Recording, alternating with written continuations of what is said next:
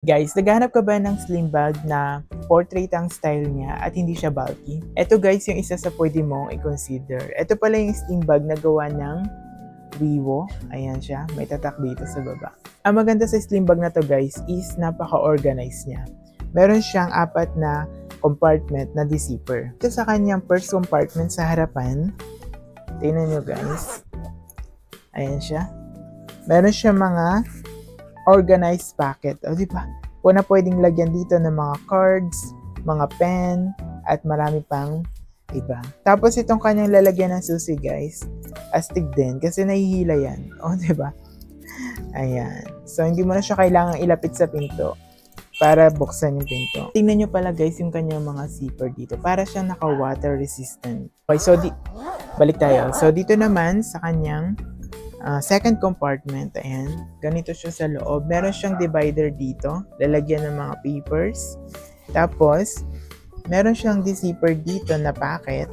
Ayan. So, pwedeng lagyan ng kung ano-ano. Ayan. Tapos, doon sa pinakababa, sa loob, meron siyang 2 mesh packet dito na degarterized. Yung pinaka-best part nito, guys.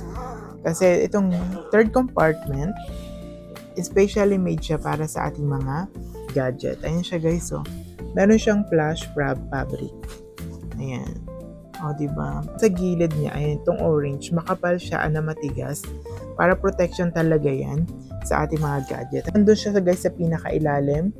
Ayan, para protection sa ating mga gadget. At kasya dito guys yung up to 13 inches na tablet. So, ito yung Poco 12 inches na tablet. Kasyang-kasya yan. Tapos na compartment niya ay nandito sa likod. Ayan. Ito siya. Ayan. So, pwede pa tayong maglagay ng kung ano dyan. Maganda pa sa slim bag na to guys. Pwede siyang handheld bag at pwede rin siya na slim bag. Ayan siya. Tapos, adjustable na din yung kanyang strap. Ayan. Ito guys, kanyang connector. Tingnan nyo. Matibay talaga siya guys. Diba? Tapos umiikot din niya ng 360.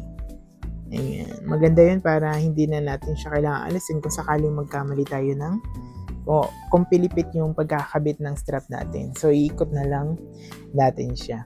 Tingnan nyo guys yung kanyang fabric na ginamit. Meron siya ditong texture guys. So, diba? Hindi siya simpleng plain na tela. Meron siyang parang square-square na design. Kaya kung naghahanap ka ng slim bag na portrait ang style at organized siya sa loob, eto na yun guys. Check out ko na rin na sa'yo.